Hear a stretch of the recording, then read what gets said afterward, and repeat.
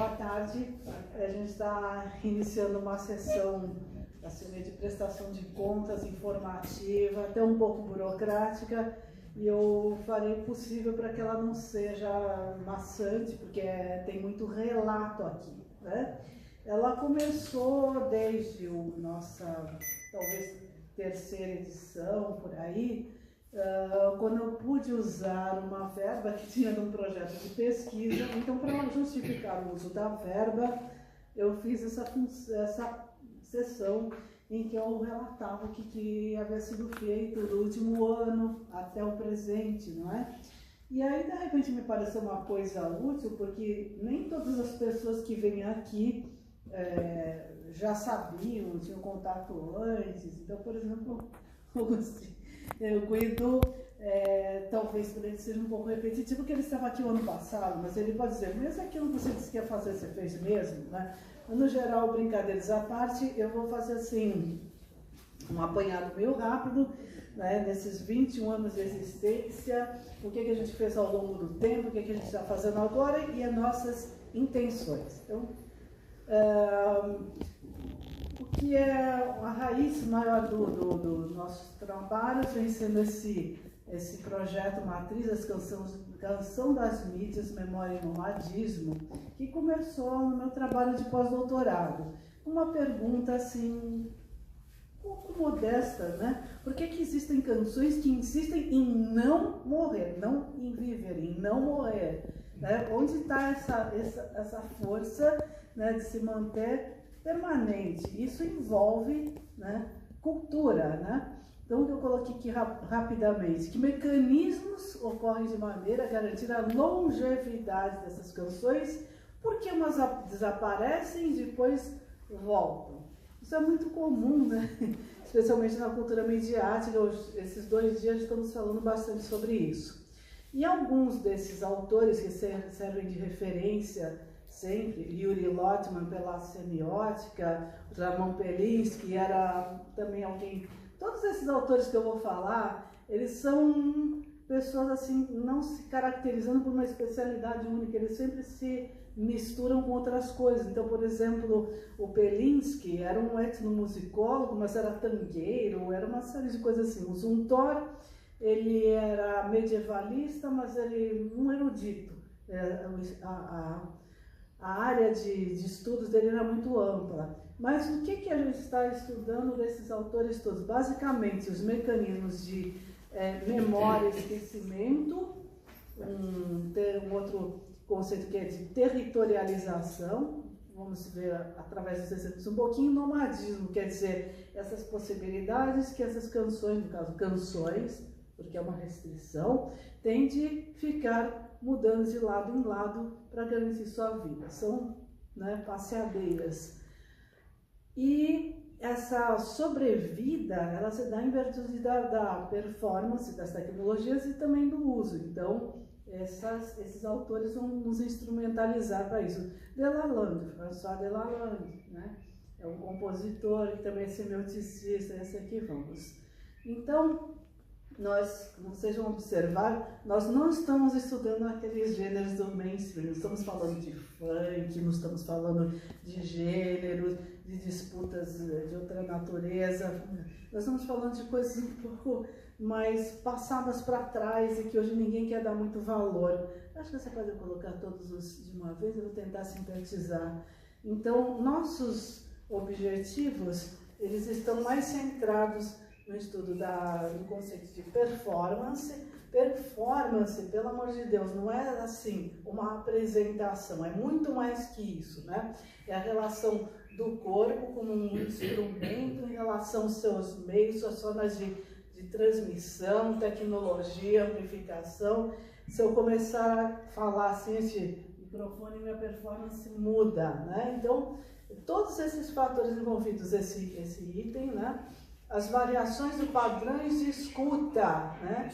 Motivadas pela tecnologia. Isso a gente está vendo aqui também insistentemente, não é?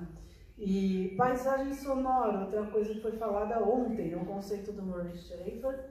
Alguns querem demonizá-lo, mas eu continuo considerando um autor fundamental, não só pela sua história, né? Mas que os conceitos que ele cunhou são extremamente úteis e pertinentes e coerentes. Vamos lá. E também, papel das mídias. Estamos falando mídias, para quem não está muito assim afinado aos nossos trabalhos, a gente não está falando da Rede Globo, das grandes indústrias que têm poderes da comunicação, a gente está falando mídia mesmo, né? A mídia pode ser a gente instalar um dedo, bater palma, isso é uma mídia, né? Uma forma de, a partir do próprio corpo. E também, nesse entrejogo, né, de todos esses produtos culturais, dessas composições, dessas obras, que outros nomes a gente vai dar, todas as combinações, fusões, entrecruzamentos possíveis, né?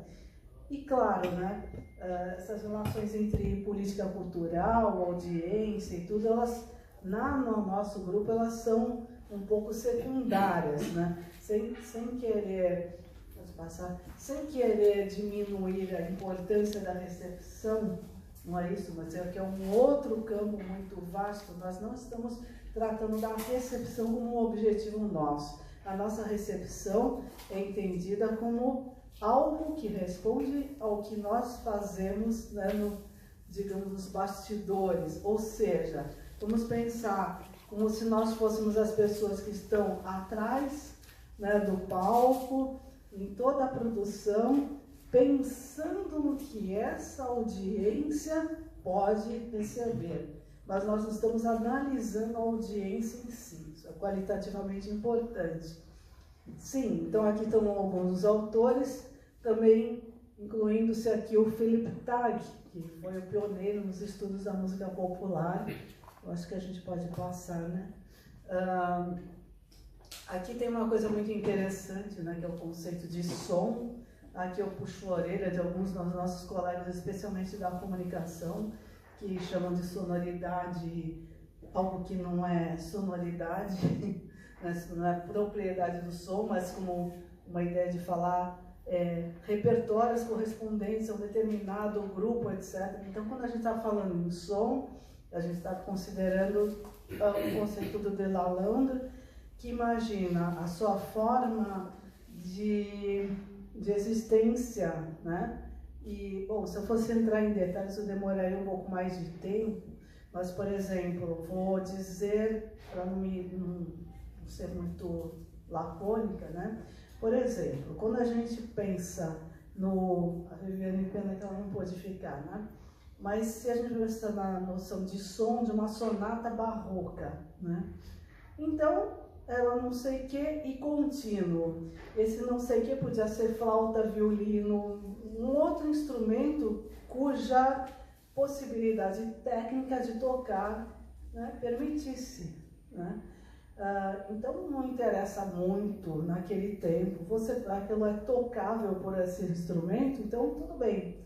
A partir do desenvolvimento do que se vai fazendo nos anos que seguem, nos séculos, isso vai se caracterizando na ideia de tomada de som, né?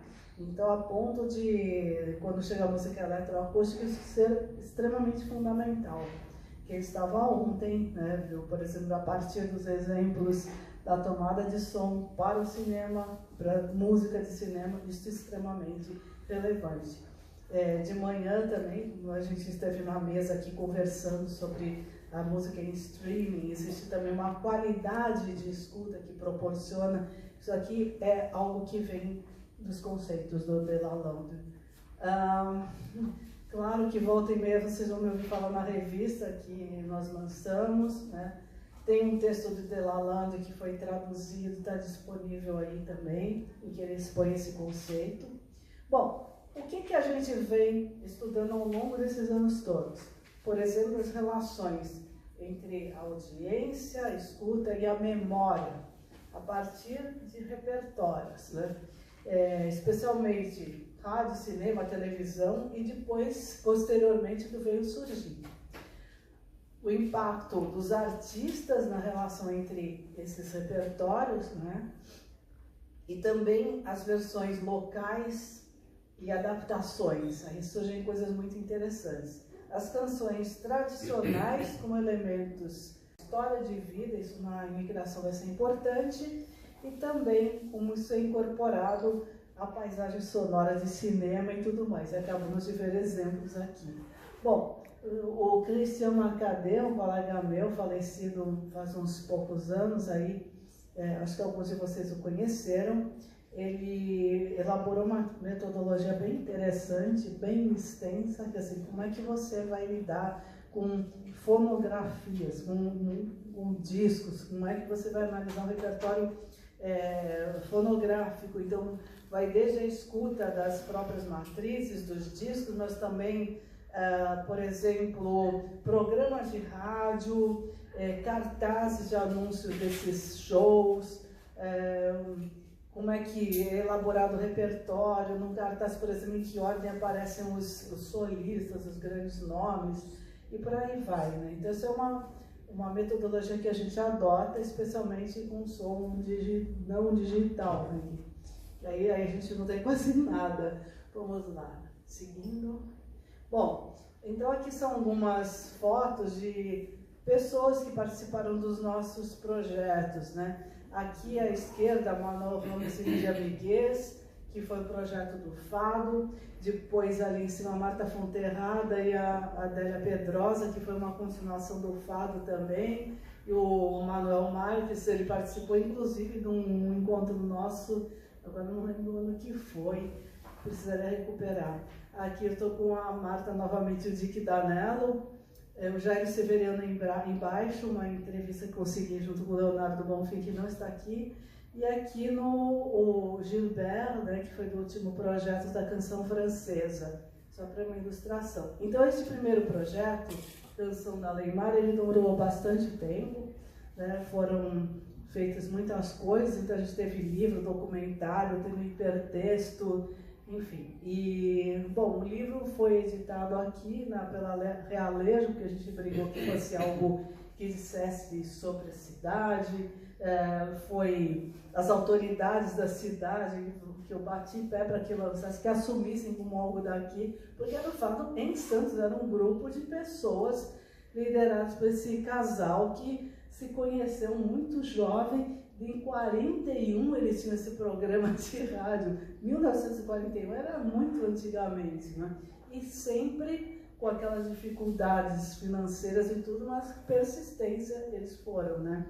Então, conheçam esse projeto, que foi do lançamento, e depois veio uma outra parte. O documentário se encontra no YouTube, se vocês quiserem ver, tá? Busca pelo nome.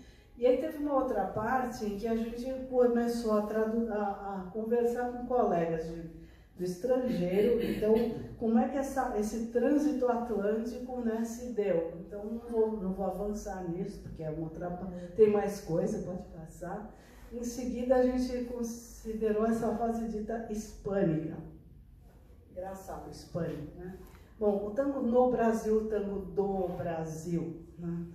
No do Brasil quer dizer o tango argentino, o autêntico, com as aspas ou não, territorializado no Brasil, produzindo seu próprio em suas versões. Então nós vamos ter adaptações que vão ser bastante diferentes do original argentino, e vamos ter criações, por exemplo, tango para Teresa, né? É um negócio totalmente nacional, com características muito próprias. Este outro, o Rafael faz parte de um pedaço dele, né? Depois acho que ele vai poder comentar em algum momento, ou no final, né? Você pode fazer uma puxadinha nele, em que a gente vai tratar desse período mais da década de 40 e 50, que é dominado por esses gêneros, né, da América Latina. Passar adiante. E depois uma coisa que parece engraçada, né?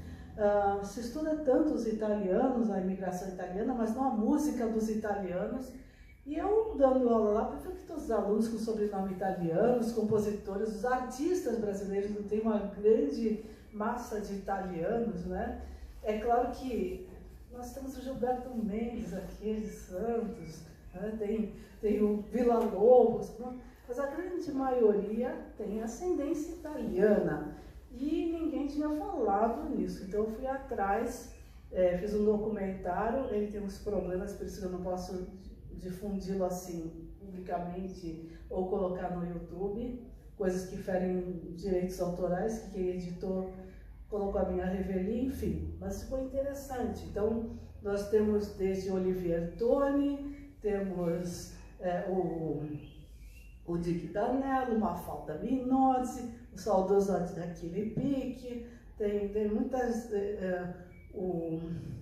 daqui a pouco, enfim, tem muita gente, né, envolvida nesse projeto, desse documentário, mas o livro é esse, né? Então, muito pensando na canção romântica, com ou não, aspas ou não, italiana, né? Que foi o quê? Quando a gente tem a explosão, né, do disco, do LP, sobretudo, surgem alguns gêneros que vão ser prioritários. Então a gente de um lado tem o rock e aquilo que é chamado romântico, quer dizer, música de baladinha, o amoroso, etc.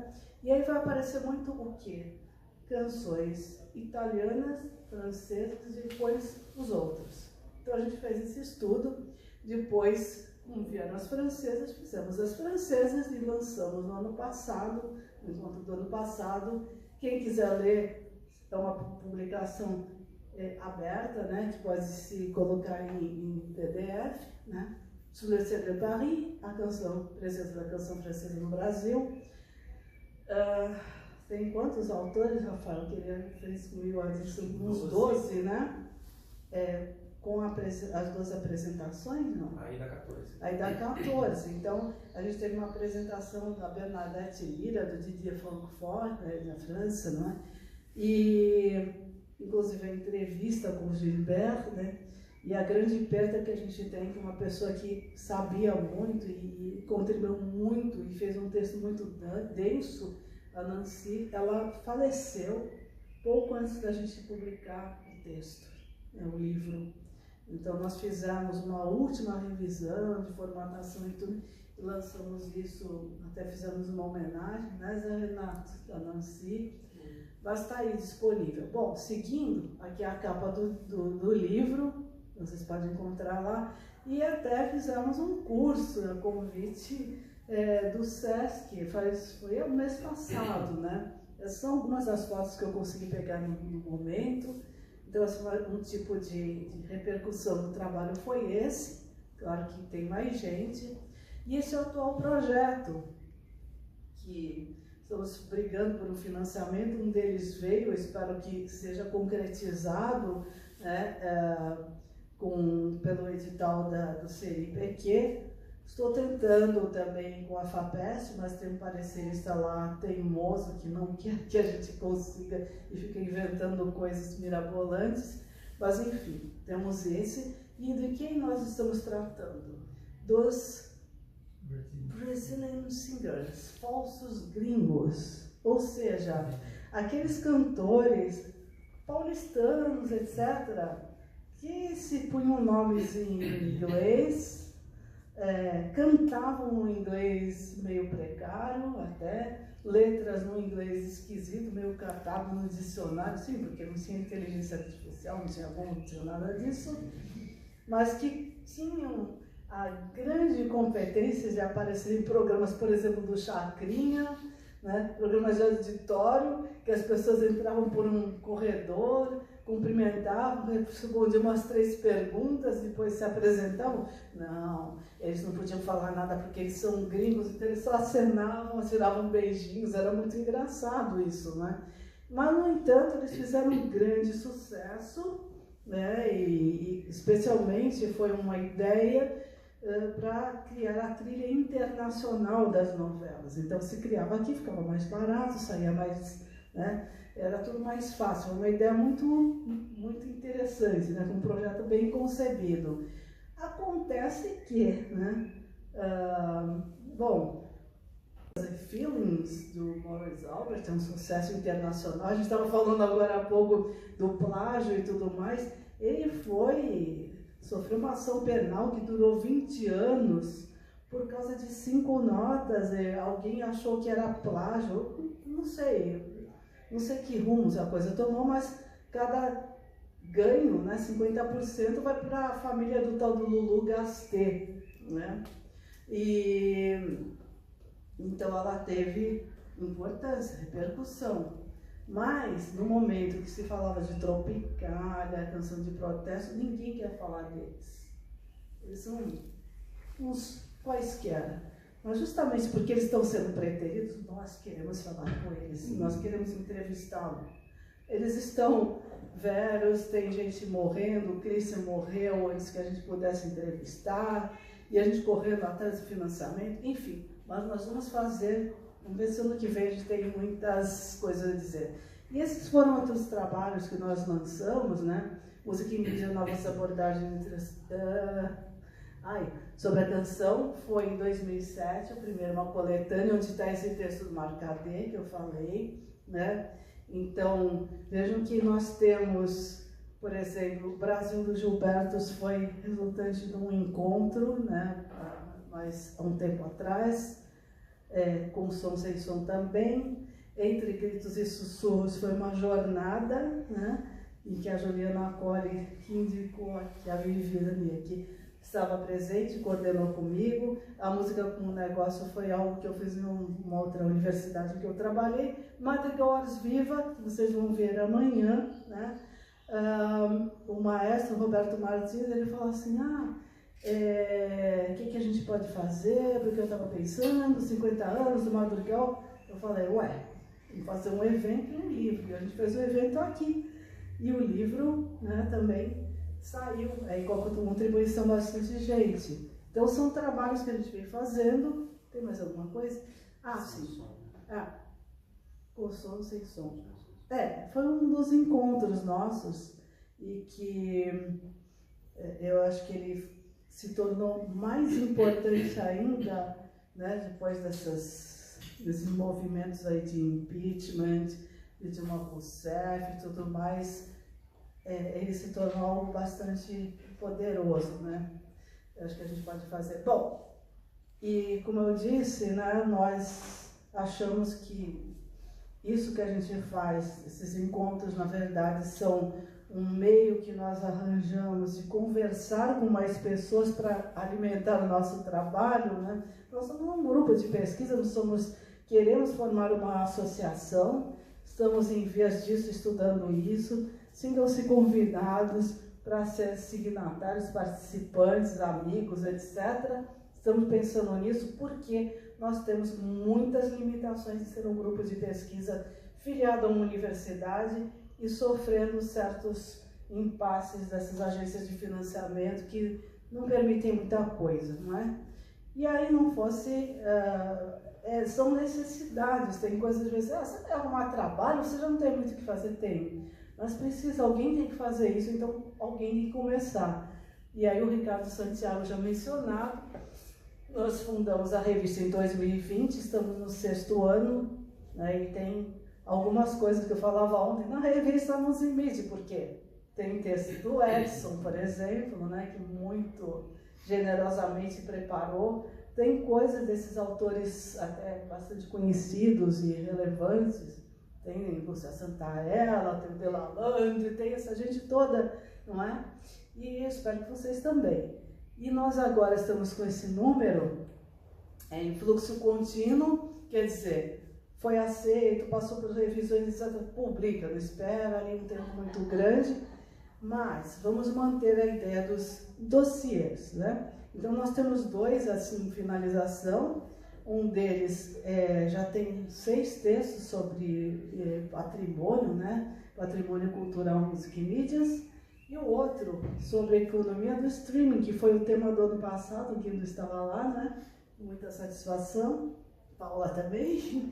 Então isso está circulando agora como um dossiê, assim, com convidados de fora, pessoas que submetem textos, são avaliados. Então, e há outros textos também que, né, podem entrar de temas livres. Então, isso vem sendo o nosso trabalho. Acho que agora, mas não é só isso, né? Eu pedi a todo mundo que participa do grupo que viesse relatar brevemente, porque eu não gosto de que seja algo muito extenso, que é mais um relato, né? Bom, quem quiser participar como do grupo de alguma maneira, colaborador ou efetivo dos projetos, né? Venha falar com a gente, porque nós somos bastante receptivos, nós não colocamos nenhuma polícia de ficha policial para saber, brincadeira, né? Não, qualquer pessoa que queira fazer estudos interdisciplinares entre música e mídia, né, é bem-vindo, né, na medida que eu possa. Então, existem algumas coisas a mais que foram feitas. O Paulo aqui deu um curso na USP, né, de trompete, teve publicações, outras que eu não posso entrar em muitos detalhes, até porque algumas das pessoas não estão aqui, como o Fernando Magri, não teve como vir, né? Vocês viram que o Yuri lançou, tem o livro dele, enfim, mas o Rafael tem algo mais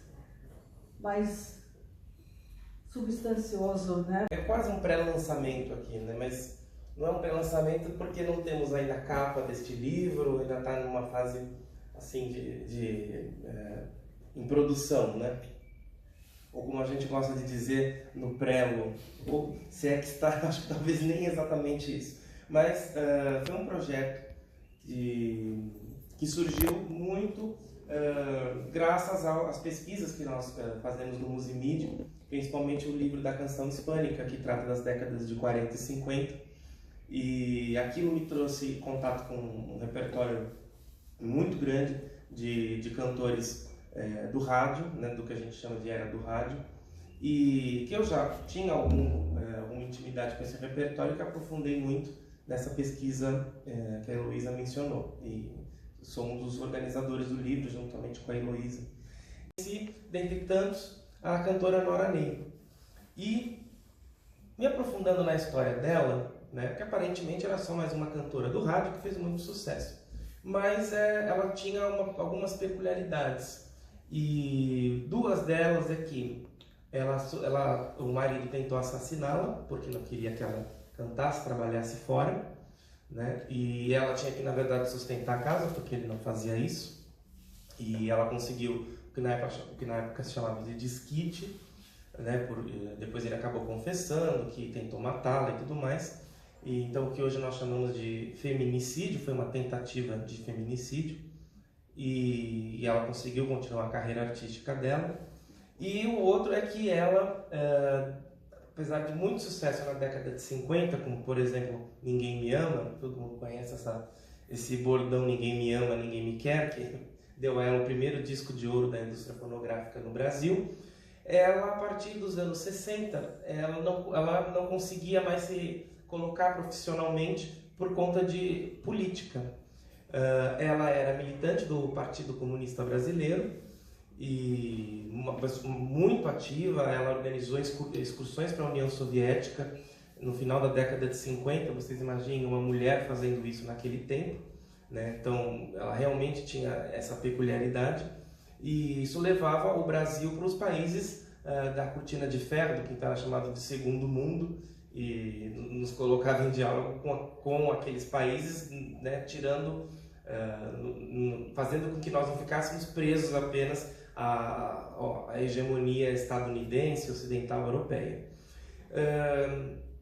E só que a partir do golpe de 64, ela foi demitida da Rádio Nacional e teve muita dificuldade de se colocar, porque não era bem visto que alguém poderia perseguir quem a contratasse. E aí ela e o marido Jorge Goulart, também cantor, tiveram muita dificuldade. Eles relatam isso numa única publicação que existe sobre eles, que era do historiador Alcir Lenharo, já falecido, publicou pela Unicamp em 1995, um livro sobre os dois. E eu agora, 30 anos depois, resolvi submeter uma proposta de um novo livro a um edital do PROAC São Paulo, né, que é um financiamento que vem com a Política Nacional Aldir Blanc, do Ministério da Cultura, juntamente com a Secretaria de Cultura de São Paulo. O projeto foi selecionado, né, e acho que muito graças a todo o apelo da história dessa mulher e a todo também a ligação que isso tem com outras pesquisas que o Musimídia vem fazendo ao longo de muitos anos. Então fomos agraciados com isso. E aí eu, na verdade, fiz decidi montar um dossiê, não uma biografia. Achei que era mais interessante convidar pessoas, pesquisadores, acadêmicos ou não, artistas, que pudessem falar a respeito, né, que tivessem alguma intimidade ou interesse para falar da Nora Ney e daquele contexto. E vou falar bem, assim, rapidamente o que então foi proposto por essas pessoas. Os textos estão prontos já. A Voz da Dor, Personalidade e Persona Vocal de Nora Ney, pela Rita Gotardi, que é fonoaudióloga e cantora, conhecida aqui em Santos, mestre em fonoaudiologia. Não Há Mais Segredo, Nora Ney na Revista do Rádio e Revista Intervalo, pelo Daniel Saraiva, que ele faz pós-doutorado na ECA USP, com Marcos Napolitano. Na ECA não, na FEFELESH, desculpe. A Permanência do Samba Canção na Primeira Fase da Bossa Nova, De Cigarro em Cigarro, o Yuri Ber. Aquele momento, só para contextualizar, ela ficou conhecida como cantora de samba canção, mas aquele samba canção era uma mistura de samba canção com bolero, com jazz, que muitos autores chamam de pré-bossa. O Tom Jobim trabalhou como arranjador naquele contexto na Rádio Nacional, gravadora Continental. Aí tinha Radamés Inhardt, italiano, como a Heloísa falou, né? Acho que um dos maiores nomes que a gente tem que transita entre a música popular e a chamada música erudita. Então por isso acho que o Yuri fez uma escolha muito inteligente, pegou o Luiz Bonfá para trabalhar uma canção específica, mas que é muito simbólico para esse momento de transição, para a gente entender isso, que há uma lacuna até na literatura a respeito dessa época, né? Vocês falam em samba, anos 40, samba exaltação e tal, e muito de bossa nova, mas nessa época a gente sempre percebe que tem um hiato de pesquisas a respeito disso, né? E a discussão é muito interessante porque, ainda que a gente não chegue a definições, a gente encontra personagens como a Nora Ney. Então, continuando nos capítulos, seguindo a breve e inusitada viagem da cantora de samba-canção ao mundo do rock, pela Cris Fuscaldo, que é jornalista e tem a editora Garota FM no Rio de Janeiro. A Cris, aliás, a Nora Ney, ela foi a primeira cantora a gravar um rock no Brasil, que foi o Rock Around the Clock. Primeiro rock lançado com um filme, esqueci o nome do filme agora, se alguém lembrar. Então ela foi a primeira cantora, porque ela falava inglês, era a única na gravadora que dominava o idioma, então chamaram ela e sempre quando mencionam na imprensa, foi a primeira pioneira do rock e tal. Mas ela não era roqueira, depois ela gravou uma canção alguns anos depois chamada Cansei de Rock, para ver se ela se descolava disso. Então, Blackboard Jungle. Isso, qual era a tradução? Blackboard Jungle. Tinha uma violência, sementes do mal, uma coisa assim. Sementes da violência. Selva do Padre Negro, né? Tem um professor dando aula no filme, a história do professor dando aula numa escola. Isso. Obrigado, Lúcio. Vendo como é bom conversar com vocês aqui? E aí, seguindo, Em Busca de um Novo Lugar para a Mulher, Feminismo e Quebra de Padrões na Trajetória de Nora Ney, que é a jornalista Camille Viola, que vai fazer, da Veja Rio. E tem mais um. Entre o Tensionamento e a Contingência, Figurações da Mulher nas Letras, de Nora Ney, pelo Rodrigo Vicente Rodrigues. E eu me propus a falar sobre essas excursões à União Soviética, o que ficou registrado disso no Brasil. E batizei de Viemos por Noites Tão Longas as turnês para além da Cortina de Ferro e a militância política de Nora Ney. E com isso, espero que ano que vem eu faça agora o lançamento oficial do livro. Muito obrigado. Um anúncio que nós faremos com muita alegria agora. Com muita alegria. Então a gente, como vocês sabem, tem pessoas que vão vindo algumas vezes, vão tendo uma simpatia. Eu vou até que fazer uma coisa meio teatral. Meio teatral. Não, tem gente que chega assim e olha pra minha cara e fala assim, quando vocês se encontram mesmo? Aquela cara assim, me chama, me convida. Sim, né? E aí você vai puxando a conversa, né? E outras pessoas vão entrando de uma maneira assim, vão trabalhando. Você já virou uma de nós. Nós temos aqui, ó, Paula Garcia, a nova integrante. O que, Heloísa? Como você faz isso Paulada comigo? com palma.